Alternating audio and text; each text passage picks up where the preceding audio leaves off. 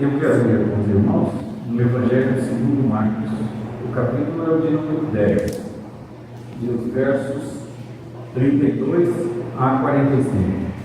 Evangelho segundo Marcos, capítulo de número 10, de 32 a 45. Evangelho segundo Marcos, capítulo 10, dos versos 32 até o verso 45. Diz-nos a palavra do Senhor: Estavam de caminho, subindo para Jerusalém, e Jesus ia diante dos seus discípulos. Estes se admiravam e o seguiam, tomados de apreensões. E Jesus, tornando a levar à parte os 12, passou a revelar-lhes as coisas que lhe deviam sobreviver, dizendo: Eis que subimos para Jerusalém, e o Filho do Homem será entregue aos principais sacerdotes e aos escribas. Condená-los-ão à morte, e o entregarão aos gentios, aonde escarnecê-lo, cuspir nele, açoitá-lo e matá-lo. Mas depois de 3 dias ressuscitará. E então se aproximaram dele Tiago e João, filhos de Zebedeu, dizendo: Mestre, queremos que nos concedas o que te vamos pedir. E ele lhes perguntou: Que quereis que vos faça? Responderam: Permite-nos que, na tua glória, nos assentemos um à tua direita e o outro à tua esquerda. Mas Jesus lhes disse: Não sabeis o que pedis. Podeis vós beber o cálice que eu bebo, ou receber o batismo com que eu sou batizado? Disseram: Podemos. Tornou-lhes Jesus: Bebereis o cálice que eu bebo, e recebereis o batismo com que eu sou batizado. Quando, porém, ao assentar-se à minha direita ou à minha esquerda, não me compete concedê-lo, porque é para aquele a quem está preparado. Ouvindo isto, indignados os 10 contra Tiago e João. Mas Jesus, chamando-os para junto de si, disse-lhes: Sabeis que os que são considerados governadores dos povos têm sob seu domínio, e sobre eles os seus maiores exercem autoridade. Mas entre vós não é assim. Pelo contrário, quem quiser tornar-se grande entre vós, será este o que vos sirva. E quem quiser ser o primeiro entre vós, será servo de todos. Pois o próprio Filho do Homem não veio para ser servido, mas para servir e dar a sua vida em resgate por muitos. Que o Senhor assim nos abençoe com esta leitura da sua palavra. Irmãos,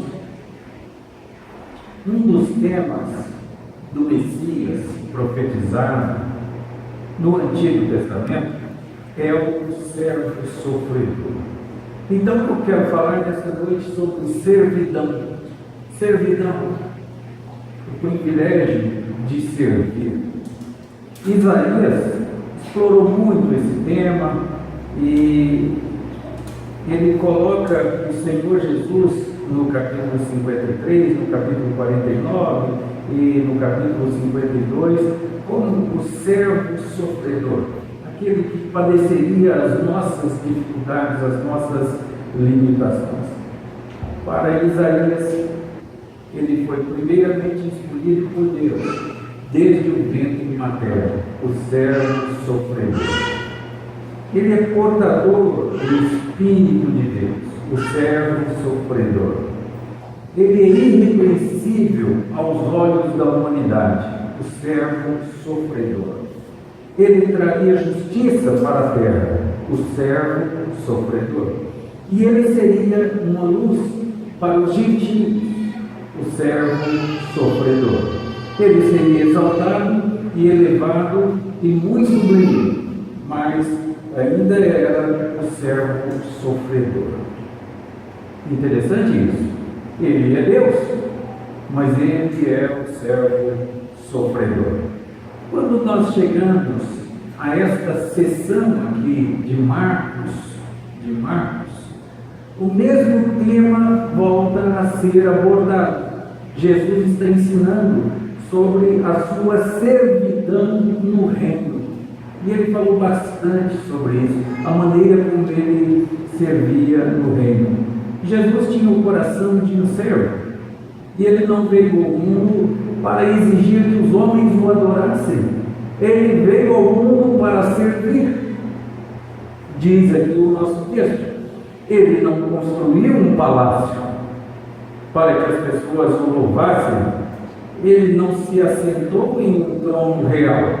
Ele nasceu em um coxo, numa manjedoura, e ele não desfrutou de todos os confortos que a vida humana pode oferecer, produzir. Ele não desfrutou. Nós desfrutamos de muito mais conforto do que os desfrutados por Jesus Cristo. Então, nós, se quisermos dividir a humanidade assim, poderíamos dividir. No mundo existem aquelas pessoas que gostam de servir, e existem aquelas pessoas que gostam de ser servidas. Então, que tipo você é? Você gosta de servir ou gosta de ser servido? Bem, eu recomendo aos rapazes e moças que, antes de se casarem, procurem identificar se sua esposa ou seu esposo futuro se gosta de servir ou de ser servido. Porque isso define muito a personalidade, é bastante indicativo do caráter de cada um. Me impressiona muito que Jesus gostava de servir. E ele servia. E Jesus poderia ter nascido em um palácio. Ele poderia, ele não fez. E ele não fez por quê? Ele não fez porque ele veio servir. Agora, se Jesus, sendo Deus, veio servir, a pergunta que nós fazemos desde já é essa: por que não devemos nós servir como Jesus serviu, viver como Jesus viveu e andar como Jesus andou? Bem, irmãos, Jesus é servo dos homens. Esta palavra servo, na língua grega, ela pode ser traduzida por escravo. Você pode imaginar isso? Jesus como servo que servia os homens, que viveu para o bem dos homens. Ele, sendo Deus, viveu dessa maneira. Bem, no nosso texto, nós temos assim: estavam de caminho subindo para Jerusalém, e aí nós temos aí em destaque que ele passou a revelar-lhes aos discípulos as coisas que deviam acontecer. Deviam acontecer com Jesus. Não foi a primeira vez que Jesus falou sobre isso. E aquilo causou muita espécie, muito escândalo para os apóstolos e os discípulos. Eles não entenderam aquilo. Quando Jesus anunciou a sua própria morte para os discípulos. Antes disso, 2 vezes, Jesus já havia anunciado em detalhes a sua morte, que estava para chegar, e o sepultamento dele, e a ressurreição dele. Jesus já havia anunciado 2 vezes, mas parece que os discípulos bloquearam isso. Eles não quiseram entender este aspecto, não deram importância para isso. Isso foi anunciado em Marcos, no capítulo 8, no verso 31 em diante, e também em Marcos, capítulo 9, no verso 31 em diante, e depois agora em Marcos, capítulo 10, de 33 a 34. Em Marcos, no capítulo 8, o Filho do Homem, que é o título de Jesus, Filho do Homem, já aí começa a humildade de Jesus. Ele escolheu ser chamado de Filho do Homem. Ele poderia ter escolhido ser chamado de Deus, Deus encarnado, alguma coisa assim, mas não. Ele escolheu ser chamado o Filho do Homem. Diz o texto de Marcos capítulo 8, que ele sofrerá muitas coisas, será rejeitado, será morto e por fim ressuscitará. Diz o texto de Marcos capítulo 9. Veja a progressão. Diz o texto aí que o Filho do Homem será libertado das mãos dos homens, morto e por fim ressuscitará. Então aí já indica a sua prisão, a sua libertação. Depois, no capítulo 10, que lemos, ele seria libertado, condenado, escarnecido, cuspido, açoitado e assassinado, e por fim ressuscitaria. Tem uma progressão, tem um desenvolvimento. Em cada pregação, mais uma pequena informação é dada. Em cada uma dessas pregações, no capítulo 8, no capítulo 9 e agora no capítulo 10. Ele é crescendo uma informaçãozinha a mais. A primeira dizia que o Filho do Homem seria morto e ressuscitaria novamente. Depois é dito que ele sofreria nas mãos dos homens. E finalmente é dito aos discípulos que ele seria escarnecido, cuspido, açoitado em uma situação que terminaria com a sua morte. Então tem uma lição aqui, nisso aqui.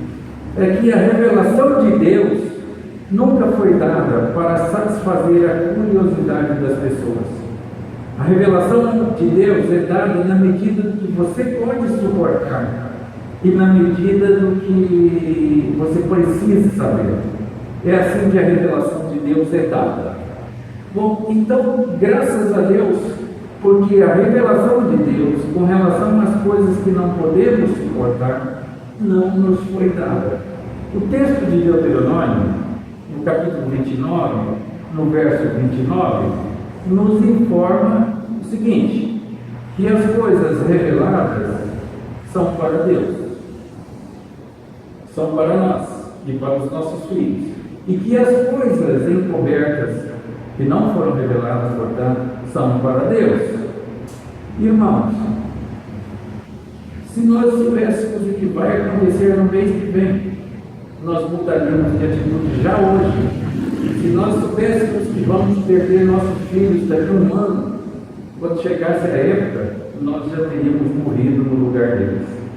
Então, o que não está revelado é para que nós não saibamos. E assim nós vivemos uma vida normal, cada dia. A Bíblia não foi dada para satisfazer a curiosidade das pessoas. Ela foi dada à medida da nossa necessidade e à medida do que podemos suportar. Graças a Deus, portanto, pelo que sabemos. E talvez, mais graças a Deus, pelo que não sabemos, pelo que não está revelado. Isso significa que você pode tirar o seu quadro de profecias da parede, que marca a data da volta de Jesus Cristo. Ninguém sabe. Isso não foi revelado. Jesus disse que só o Pai sabe. Então, se o próprio Jesus diz não conhecer, como é que nós vamos querer saber sobre isso? Então, isso não está revelado e não é para nós. E, portanto, o Senhor não nos contou. Jesus aqui estava indo para Jerusalém. Jerusalém tinha sido profetizada como o lugar da traição e da prisão e da morte de Jesus. E Jesus está indo para Jerusalém. Bom, havia uma cruz esperando por Jesus lá em Jerusalém. E um sofrimento muito grande. Jerusalém seria um lugar onde ele seria escarnecido, seria cuspido e seria açoitado. E ele morreria em Jerusalém. A minha pergunta é, e ainda assim Jesus ia para Jerusalém? Você iria? Se você soubesse o que vai acontecer antes de acontecer, você iria para Jerusalém? Pois Jesus foi para Jerusalém, sabendo o que ia acontecer. Com certeza, sabendo com certeza o que ia acontecer. E por amor a nós, ele ainda foi para Jerusalém, o lugar onde ele morreria, onde ele sofreria, onde ele tinha uma cruz lhe esperando. Irmãos, não haveríamos nós de amar a esse Senhor e de viver para servir a esse Senhor? Tudo Ele fez para nos servir. E disse Ele que no reino dos céus é assim: quem quer ser o maior no reino dos céus, seja aquele que serve a todos aqui. E é assim que nós devemos viver, de acordo com o ensinamento de Jesus Cristo. Bem, eu vou dizer no que respeita a mim. Eu teria me virado e ido para outro lado, mas não para Jerusalém. E você? Iria para Jerusalém mesmo assim? Agora, Jesus continuou o seu caminho para Jerusalém. Não somente isso, ele ia na frente dos discípulos, diz o texto, na frente. E ele se apressava para chegar lá. Por quê? Porque ele nos amava. Esses dias, Mateus não esteve bem de saúde. Então eu estava conversando com a Miriam e falamos sobre isso, sobre os seus pequenos problemas de saúde, alguma coisa que tivesse comido, alguma coisa assim. E uma coisa simples, mas eu falei assim: a gente, se pudesse, ficaria sempre doente no lugar dos filhos. Isso é um sentimento comum, não é? Pois bem, foi isso que fez Jesus ir à frente aqui. Jesus nos amava como um pai ama os seus filhos. E ele ia para Jerusalém, não mudou de caminho, continuou no seu caminho para Jerusalém. E ele ia à frente do grupo. No verso 33, aí do texto lido, nós temos 3 grupos mencionados que estariam envolvidos na morte de Jesus. O primeiro grupo, diz aí no verso 33, que são os principais sacerdotes. A igreja, gente. Você já foi enganado pelos outros? Já sofreu decepção por seres humanos? Atitudes dos outros que decepcionaram você? Com isso é muito difícil de se passar, é um problema muito grave. Mas mais grave ainda é quando essa decepção vem de dentro da casa da gente. E quem desapontou Jesus foram os principais sacerdotes. E os escribas é o segundo grupo. O que são os escribas? Os escribas são aqueles que transcreviam o texto bíblico, que registravam o texto bíblico, e eles também estavam envolvidos na crucificação de Jesus. Ou seja, todos os que deviam receber, e por os gentios. Isso significa dizer o seguinte, que todo mundo estava representado ali. Os gentios significa toda a humanidade, exceto os judeus. E os judeus, escribas e fariseus. Então, todo mundo estava representado ali. Incluía os líderes religiosos. Está pensando? Jesus veio para isso. Ele veio para os que eram seus, e os seus não receberam. Pois é, o mundo era universal na rejeição a Jesus. Você ficaria surpreso com a hostilidade crescente aos crentes, hostilidade aos crentes. Bom, deixa eu dizer, não devia ficar, porque Jesus não ficou surpreso com a hostilidade crescente com relação à sua pessoa. Então hoje nós estamos tratando desse assunto da ressurreição de Jesus, mas do sofrimento, porque ele passou aqui por amor de nós. Existe, eu sei, uma batalha em andamento. Existe, do mundo contra nós. Coisas ruins acontecem numa batalha, todo tipo de traição. Pessoas são feridas, messias são crucificados, e há também boas notícias. É que o nosso Messias, o nosso Rei, ressuscitou, venceu a batalha. Na sexta-feira, essa oração foi feita por Jesus. Uma oração ao Pai, entregando o seu Espírito e pedindo pedindo a misericórdia do Pai. Sabe quando essa oração foi respondida? No domingo. Ela foi respondida no domingo. Jesus ergueu a sua voz aos céus na sexta-feira e a sua oração foi respondida no domingo. E ele venceu, e ele foi mais que vitorioso por tudo aquilo que sofreu.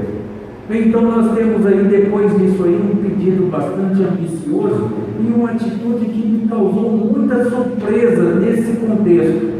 Eu confesso para vocês que eu não esperava encontrar essa passagem neste contexto. Diz aí o texto assim: então se aproximaram dele Tiago e João, filhos de Zebedeu. Ele estava falando que ia para Jerusalém morrer, que eles deveriam orar, e todo aquele sofrimento, eu imagino, todo o seu sentimento, e então ele parou um pouquinho, tomou um fôlego e entraram seus discípulos, falando: João e Tiago, mestre, queremos que nos concedas o que te vamos pedir. Isso aqui é um artifício, como seu filho faz com você. Pai, eu vou pedir uma coisa, mas você tem que prometer antes. O Senhor me dá. Faz o pai cair numa armadilha, né? Promete antes que me dá. Mãe, eu vou contar uma coisa para a senhora, mas a senhora tem que prometer, não me bate. Então faz você prometer antes. E assim Tiago e João fizeram. Aí Jesus disse: podem falar, Tiago e João, quereis vós que eu vos faça o quê? E então eles disseram: permite-nos que na tua glória nos assentemos um à tua direita e outro à tua esquerda. Você pode imaginar isso? Jesus está preocupado com a sua morte, com o sofrimento pelo qual estava passando e ia passar cada vez mais. E ali estavam duas pessoas a quem Jesus tinha dedicado todo o período de ensinamento, preocupados com o quê? Com glória. Eu quero sentar à tua direita, outra à tua esquerda. Eles estavam preocupados em se engrandecer. Jesus estava dizendo de servidão, que veio para servir, e os dois estavam preocupados em ser grandes. Então eu achei muito estranho. Tiago e João se aproximam de Jesus com este pedido. Bem, os outros discípulos não pediram isso. Por quê? Eu penso que eles teriam pedido também, se eles tivessem pensado nisso antes. Mas eles não pensaram, então eles não pediram isso. E com exceção de Pedro, eles não tinham visto a glória de Deus. Mas Tiago e João já tinham visto. E eles estiveram com Jesus lá no Monte da Transfiguração. E isso os tinha feito pensar pela primeira vez que tinham um futuro glorioso. E agora eles estão pedindo que naquele lugar de glória, um quer assentar-se à direita e o outro quer assentar-se à esquerda de Jesus. Você vê que eles estão preocupados com isso. Deixa eu fazer uma pergunta: com que você está preocupado nesta vida? De servir a Deus ou de ser servido pelas pessoas? Qual a sua característica principal? É a de servir ou é de ser servido? Bem, essa é uma qualidade de caráter bastante decisiva quanto à personalidade.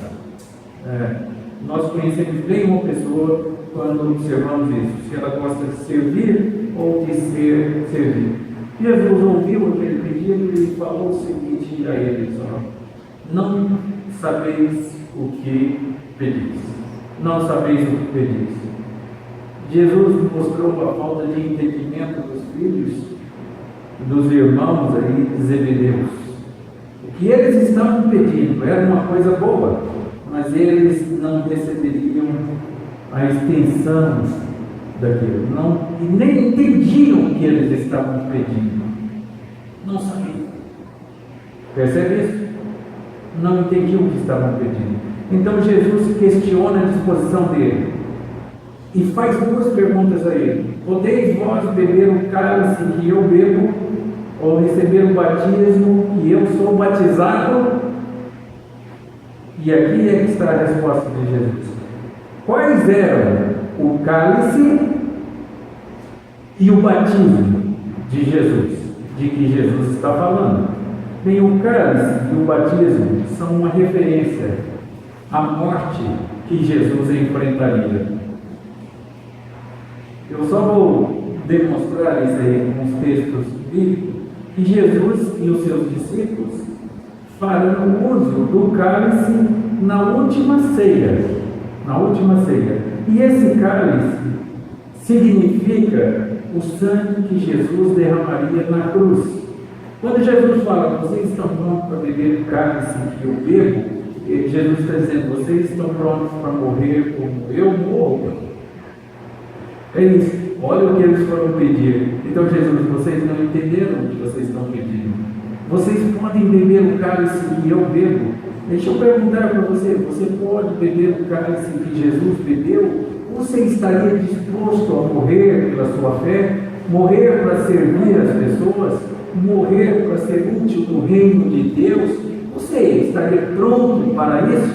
Pois bem, João e Tiago foram lá e pediram, nós queremos assentar ao teu lado. Aí Jesus disse, você estaria pronto para morrer? Como eu vou morrer? Bem, Jesus e seus discípulos, então, continuam nessa caminhada. Em Marcos, no capítulo lido pelo presbítero Israel, no capítulo 14, no verso 36, Jesus vai ao Getsemane e ele ora pedindo que, se possível, fosse o Pai passasse dele aquele cálice. E o que é esse cálice? Se possível fosse o Pai passasse dele a morte, o sofrimento dele. Então, quando ele pergunta para os discípulos, vocês podem beber o cálice que eu bebo, ele está dizendo, vocês podem morrer como eu vou morrer? Podem fazer o que eu vou fazer? Bem, a palavra batismo é uma outra palavra interessante. Ela sempre na Bíblia traz a ideia de identificação. Batismo não é mergulhar, não é nada disso, é identificação. É isso que significa a palavra batismo. Quando alguém é batizado em uma igreja, a cerimônia do batismo a identifica com aquela igreja. Alguns pensam que batismo é para perdoar pecados. Bom, Jesus foi batizado. A pergunta é, Jesus tinha pecados? Não tinha pecados. Por que ele foi batizado por João? Porque ele se identificava com João, com a mensagem de João. Por causa disso que ele foi batizado. E quando Jesus foi para a cruz, ele se identificou com os nossos pecados e com a nossa culpa. E Deus o julgou como se ele fosse pecador e culpado. Então toda a ira de Deus contra a humanidade pecadora foi despejada sobre ele. Quando ele se identificou com o nosso pecado, é isso que ele está dizendo aqui, vocês podem receber o batismo que eu vou receber no futuro, no dia da morte dele. É por isso que ele está se referindo à sua morte como batismo. Ou seja, Tiago e João, vocês podem levar os pecados da humanidade? Podem se identificar com os pecados da humanidade e substituir o homem pecador lá na cruz? Claro que não podia, nenhum homem pode. Pois bem, essa é a colocação de Jesus. Quando os outros 10 discípulos ouviram isso, Tiago e João pedindo esse lugar de destaque, eles ficaram bravos. E eles ficaram bravos com Tiago e com João. Não gostaram. E é provável que tenham ficado bravos por não terem pensado nisso antes de Tiago e João. Mas sabe-se lá a razão. O ciúme é veneno para qualquer igreja. E eles então ficaram com ciúme de Tiago e João. Mas isso não foi concedido. Não foi concedido a Tiago e João. Diz-nos o texto: ouvindo isso, indignaram-se os 10 contra Tiago e João. Mas Jesus, chamando-os para junto de si, disse-lhes: sabeis que os que são considerados governadores dos povos têm-nos sob seu domínio, e sobre eles os seus maiores exercem autoridade. Mas entre vós não é assim. Pelo contrário, quem quiser tornar-se grande entre vós, será esse o que sirva. E quem quiser ser o primeiro entre vós, será o servo de todos. Pois o próprio Filho do Homem não veio para ser servido, mas para servir. Quem não entendeu o que é servir, não entendeu o que é ser crente, não deu nem o primeiro passo. Quem vive só para ser servido, não compreendeu o valor da fé, não compreendeu o exemplo de Jesus Cristo, não entendeu nada ainda na vida cristã. Nós devemos viver para sermos úteis às pessoas. Bem, a igreja nunca foi chamada para seguir um modelo no mundo. Hitler foi um homem para quem todos batiam continência. Alexandre o Grande, todos reverenciavam. Todos estes homens passaram e deles ficaram coisas ruins neste mundo. Mas aquele líder que verdadeiramente vive para servir, este permaneceu. Jesus, com toda a sua humildade, com toda a sua servidão, ele ainda influencia e transforma a vida até hoje. Ele continua o nosso Senhor, o nosso líder, o nosso modelo, o nosso exemplo. Nós precisamos viver para servir. Esse é o ponto essencial que nós temos aqui. Conta-se que Francisco de Assis, uma certa feita, ele foi a Roma e ele então foi conduzido lá com Cicerone e mostraram a ele lá a riqueza da igreja. Então a pessoa que o acompanhava disse o seguinte: hoje a igreja não precisa mais dizer, como nos dias de Pedro e João, eu não tenho prata e não tenho ouro. Mostrou toda aquela igreja de ouro, aquela riqueza, tudo, e disse assim: hoje a igreja não precisa dizer, como nos dias de João, eu não tenho prata e não tenho ouro. Francisco de Assis então respondeu: é verdade, mas hoje também a igreja já não consegue mais dizer, levanta, toma o teu leito e anda, porque não tinha mais poder e confiava nas riquezas, confiava no ser humano. Irmãos, igreja não é para ficar aqui, igreja é para servir os outros. Nosso modelo é de serviço. Nós estamos aqui ainda na terra para servir os outros. Nossos líderes nunca deveriam se esquecer de que são apenas servos de Deus e servos da igreja. É isso que nós somos. É admirável a quantidade de vezes que Paulo refere-se a si mesmo como sendo um escravo. Você gosta de servir ou gosta de ser servido? A Bíblia mostra aí um modelo, pois o próprio Filho do Homem não veio para ser servido, mas para servir e dar a sua vida em resgate de muitos. Jesus é o líder que conduz. Ele nunca chamou os seus discípulos para fazer qualquer coisa que ele mesmo não estivesse disposto a fazer e tomar frente. Ele não mandava fazer, ele ia e fazia primeiro. Bem, ele era o servo de Deus e ele chama os seus discípulos para serem servos também. Se você quer entrar no reino do céu, o caminho é o da servidão. Você precisa ser servo de Deus. Servo de Deus não é senhor de Deus, é servo de Deus. Eu desligo o rádio se por acaso eu estiver procurando uma estação e eu ouço aquelas orações lá de algumas igrejas aí que vivem mercadejando o Evangelho, quando as pessoas falam assim: Senhor, eu te ordeno que faça isso. Olha, nós não somos senhores de Deus, nós somos servos de Deus. Nós obedecemos a Deus, não mandamos em Deus. Nós não damos ordem para Deus. E que tolo é o homem que pensa que pode dar ordens para Deus.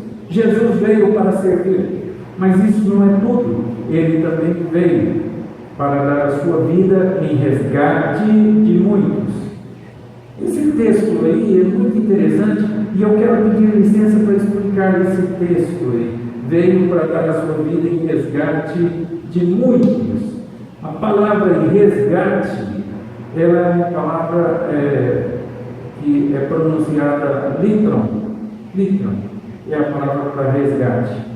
É uma das 3 palavras usadas no Novo Testamento para descrever a redenção. E assim eu tomei a liberdade de colocar ali essas 3 palavras. Uma é a palavra agorazo, que é comprar. A outra palavra é exagorazo, que significa comprar e tirar para fora. E a outra palavra, a palavra usada ali, litro, é libertar e tornar livre. Libertar e tornar livre. Bem, irmãos, isso foi o que Cristo fez por nós. Ele entrou neste mundo de pecados e Ele pagou o preço por nós e o próprio sangue dele foi derramado em nosso benefício. Ele se tornou o nosso resgate, nosso preço de libertação. E a preposição usada aí também é muito significante, porque no verso 45 diz que Jesus veio dar a sua vida em resgate de muitos. Essa preposição de aí, em grego, é anti. Aquilo que você tem anti significa que substitui, ou seja, ele veio dar a sua vida em resgate para substituir a nossa vida. É isso que ele fez. E finalmente, eu quero que você observe aí, que embora Jesus tenha chamado os seus discípulos para uma vida de serviço, ele próprio tinha resolvido ir muito além disso. Ele veio para uma morte a serviço. Embora ele tenha chamado os discípulos para uma vida de serviço, e ele nos chamou para uma vida de serviço, ele veio para uma morte a serviço nosso. Jesus veio morrer, e ele veio morrer para que nós pudéssemos viver. Então, um certo dia, depois de Jesus julgado e condenado, e Jesus foi levado à cruz, e ele morreu lá, foi morto lá. E os cravos que seguravam os braços de Jesus, o corpo de Jesus lá, é interessante porque tem um cineasta, Mel Gibson, que fez um filme sobre Jesus, e ele disse que o que ele quis fazer foi aquela cena de pregar os cravos na mão de Jesus. Porque ele dizia que o que segurou Jesus lá foram os pecados dele, meu Deus. O que segurou Jesus lá não foi, na verdade, esse escravo. Jesus foi para lá por causa dos seus pecados. Foi por isso que Jesus foi para lá. Bom, e Jesus ficou lá na cruz e morreu lá. Quando ele morreu, eu imagino a balbúrdia que foi na cidade. A terra tremeu. Escuridão se deu no meio da tarde e ninguém enxergava nada, e o desespero daquele povo, e os judeus então desciam de lá do monte batendo no peito. Bater no peito era um sinal de arrependimento e de reflexão sobre o que tinham feito, e eles desceram batendo no peito, e eles encontraram pelas ruas pessoas que já tinham morrido há muito tempo. Os mortos ressuscitaram. Então deve ter sido uma balbúrdia. E alguém deve ter pensado assim: o mundo está acabando. Porque foi isso que aconteceu. Bem, irmãos, no domingo de manhã, as orações de Jesus foram respondidas. E ele ressuscitou. E então ele tinha perdoado todos os nossos pecados. Ele tinha levado sobre si as nossas transgressões. Então hoje, no domingo hoje, nós comemoramos a ressurreição de Jesus Cristo. A Páscoa era um símbolo do que haveria de acontecer com Jesus. O que era a Páscoa? A Páscoa era quando se comia um cordeiro em família. E esse cordeiro representava o cordeiro que seria morto pelos nossos pecados. Representava Jesus Cristo. Era um símbolo de Jesus Cristo. Eu vejo hoje muitas igrejas comemorando a Páscoa. Se estiverem comemorando a Páscoa, deixa eu dizer, para eles Jesus ainda não veio, porque a Páscoa apontava para frente, para um Jesus que haveria de vir. Agora, se Jesus já veio, nós não celebramos mais a Páscoa, nós celebramos a ceia. O que ficou no lugar da Páscoa é a ceia. E então eu vejo muitas igrejas hoje, no dia de hoje, matando um cordeiro, comendo cordeiro para celebrar a Páscoa. Está errado, porque Jesus já veio, e a Páscoa apontava para o cordeiro que haveria de vir no futuro. Ele já veio. Eu então volto a comemorar a Páscoa, é como se eu estivesse dizendo que ele não veio. Mas Páscoa mudou muito. Páscoa era o fato da família se reunir, comer um cordeiro, todo mundo unido. E lembrava aquele cordeiro lá cujo sangue fora aspergido nos umbrais das portas e nas janelas, lá na saída do êxodo. Pois bem, Páscoa hoje é ovo. E é ovo de coelho. Coelho não bota. Que coisa mais interessante, como é que o ser humano tem uma capacidade de transformar as coisas. Jesus ressuscitou. A Páscoa se cumpriu na morte de Jesus. E o sangue que foi aspergido nos portais e nos umbrais das portas é o sangue de Jesus que purifica os nossos pecados. Nós não dizemos que Jesus ainda virá nesse sentido de morrer pelos nossos pecados. Ele já veio, ele já morreu. Nós não celebramos mais a Páscoa, nós celebramos Santa Ceia. Sabe o que é essa Páscoa que nós temos hoje? Comércio.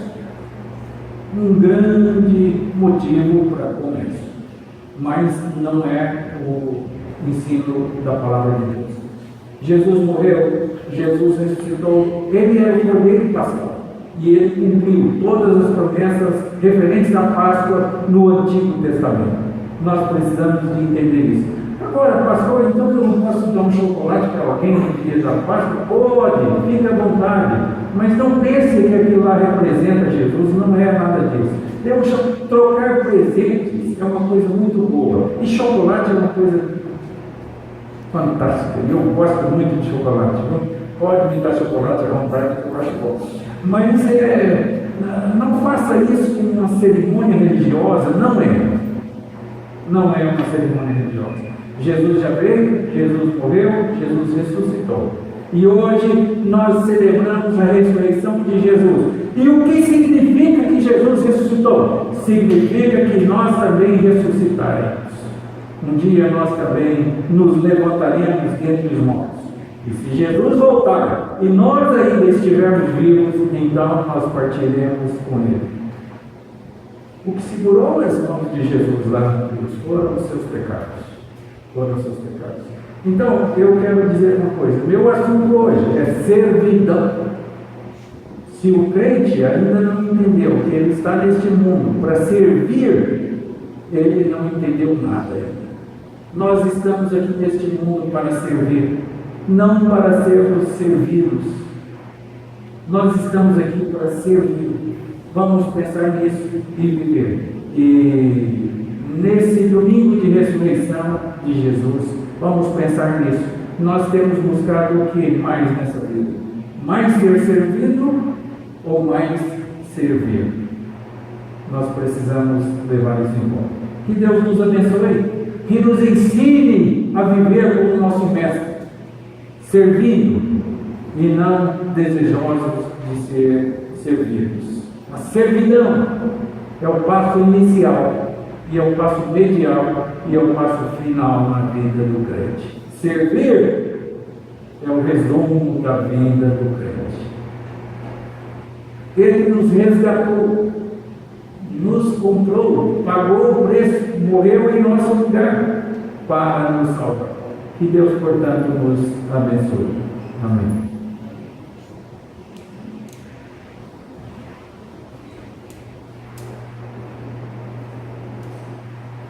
Da igreja em Flamengo 159, com 12 amigos, 159, que estão em pé.